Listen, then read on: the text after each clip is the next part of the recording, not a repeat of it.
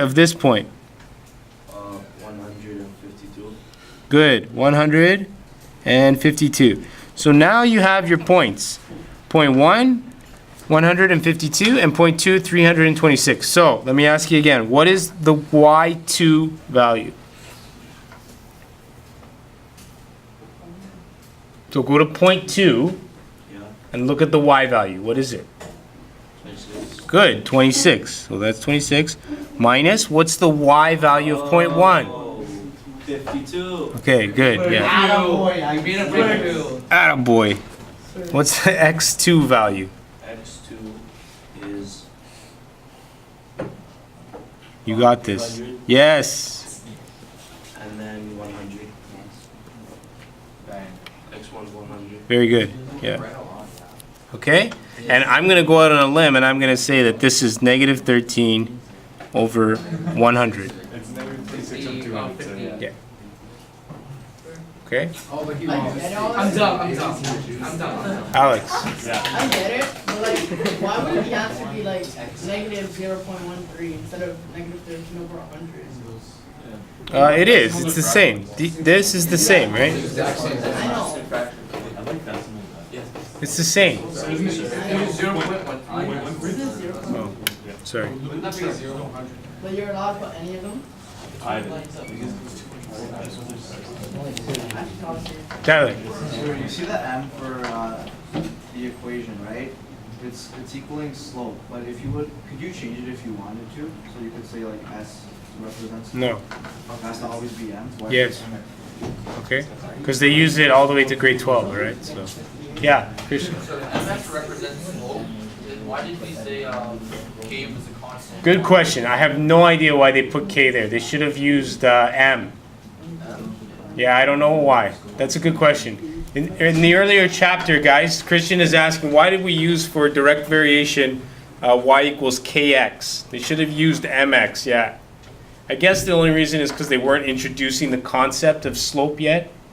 So they wanted to just make it easier and say it's a constant value. I don't know.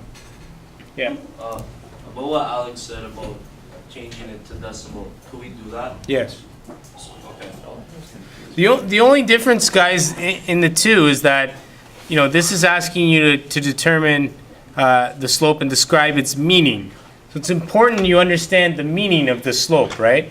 And there's a difference in meaning between this and this, right? This is liters per kilometer. And this is 13 liters per 100 kilometers. You guys understand the difference? So when we actually make that division and give a decimal value, we're actually giving it a unit value. So in other words, we're making the y value over 1 kilometer.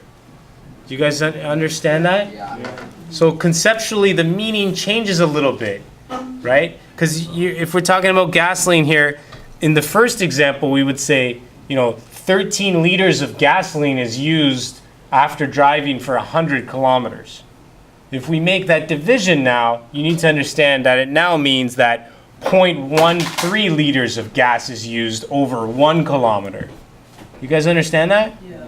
And that's the only reason I think they hesitate to divide right away, is to make sure that you guys have a conceptual understanding of what the slope is actually representing. Okay?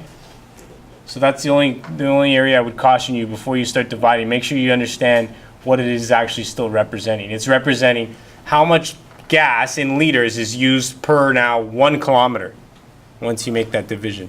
Christian. So, like, in this question, it kind of worked out because it ended up being 13 liters over 100 kilometers. But sometimes, like, the numbers get weird when you do y squared minus y1 and x squared minus x1. So Yeah. it ended up being like 12 over like 167, but that still means like 12 liters over 167 kilometers. Yes. And when you do the division, you get the same thing. Yes. Good. Write an equation for this relation. Bleston, what's an equation? What's the general equation first, Bleston? m equals y over 9. What? No, that's for slope. What's the general equation for a line? Oh, y equals mx plus b. Excellent. Okay, y equals mx plus b. So what is m then, Bleston? M But then the volume resistance. What? My God. Come on, guys. Come on, Bustin. Matthew. That would be negative 13 over 100. Thank you. All right. Good recovery. Okay, MX, and then what's B? B would be 65. Thank you. You were somewhere else for a second there. All right. Okay, or as Alex prefers.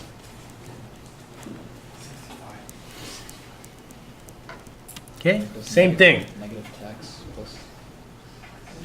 Sorry? Did I mess something up? No? Good? Right. So either of these are correct, okay? As long as your fraction is in lowest terms, it's good as the decimal. All right. A lot longer than I would have liked. Here's the textbook solution, so they get the same as us, negative 13 liters over kilometers. The vertical intercept of the y value is 65. Its partial variation in the equation is right here, which we came up with, the same one. Number 2, make a table of values and graph the relation y equals 2x minus 5. Draw a right triangle on your graph. So there's the answer. If we wanted to do this, though, make a table, here's how we do it, right? For the x values, you choose the x values. Okay, remember, independent, they're chosen. So we can go with something simple, 1, 2, 3. Now, the y values you calculate. So each y value, you sub in this value for x. So the first one, 2 times 0 is 2, minus 5, y is minus 5. Next one, 2 times 1 is 2, minus 5 is minus 3. Next one, 2 times 2 is 4, minus 5 is negative 1. Next one, 6 minus 5 is 1. Okay? Next thing I'm sure it's going to ask us is for the first differences. So we do these. Negative 3 plus 5 is 2. Negative 1 plus 3 is 2. And 1 plus 1 is 2. Okay, so we can see that it's a straight line because the first differences are all the same. And then we can go ahead and graph these coordinate points. So 0, and they have them here. Any questions how I created the table, how I created the graph, how I determined whether it was linear, about anything so far? Sir, you can get the slope from just doing the first differences and the differences between the t values, right? Guess what? You can get the slope just by looking at this number right here, 2. Right? Because that's in the format that we like, y equals mx plus b. So if it's already there, we know the number in front of x is the slope. Okay, so we know the slope's already 2, but yeah, we can prove that as well, taking 2 points. Let's do this again. Joseph, this point, we're going to use this point and get the slope, okay? So m is equal to y2 minus y1 over x2 minus x1. Joseph, what is y2? Y2 is 3. Yes. What is y1? Negative 3. Yes, good. x2? X2 is 4. Good. x1? 1. Good. So we end up with 3 plus 3 is 6 over 4 minus 1 is 3. We end up with 2. Yeah. So what's the difference between a direct variation and partial variation when you're plotting it on the graph? The direct passes through the origin and partial does not. So this would be partial. Thanks. Good. Any questions here? Joseph, you got it now, right? Yeah. Need a bit of practice, but you're good. You're much better, right? Christian. I'm pretty sure I know the answer, but say if a line like went through the 0, 0, but happened in the middle of the line, it's still direct variation. But it happened in the middle of the line? Say they put on the yeah, it just goes right through. That's the, Like that? yeah. Yeah. think it passes through something. Yeah, but that's, Yeah. that's. As long as zero's. Direct variation, direct variation, direct variation, direct variation, as long as it goes through the origin. Okay? You can use a constant value to, sorry, constant slope. All right. Rule of 4. Okay? Basically, we can describe a mathematical relation in 4 ways. We can use words, we can use a diagram or a graph, we can use numbers, or we use an equation. My favorite, by far, equation. Okay? Next, maybe you could use a graph, and then, I guess, words. It's tough sometimes to describe it in words, right? When we're dealing with math and equations. All right, let's look at this example. It's the last example here. We're going to try and get through it in the next 3 minutes. Jack earns $25 per day plus $9 per 100 flyers for delivering advertising flyers. This is an example of using words to describe a relation. Use the rule of 4 to describe this relation in 3 other ways. So, the first way we can do it is to create a table. So we can create this table based on what they've told us. So he gets 25 day plus 9 per 100 flyers. So we're gonna make a table, number of flyers on the left, which is our independent, and our dependent is his earnings. So 0, 100, 200, 300, and here are his earnings. So if he doesn't deliver any flyers, because he gets $25 per day, regardless of the flyers he delivers, we're gonna still get an earnings of $25. Okay? The next day he delivers 100 flyers. We know he gets $9 per 100 plus the 25 that he's already making, so he's gonna get 34. Okay? And we create this table. Any questions about that? All right. Next one, we can make a graph. We know the graph is created by the table of values, so we can just plot these points to create the graph that way. Between any pair of points, there's a rise of 9 for a run of 100. The graph intersects the vertical axis at E equals 25. So again, that E equals 25 is representing when he doesn't deliver any flyers, he's still going to make $25.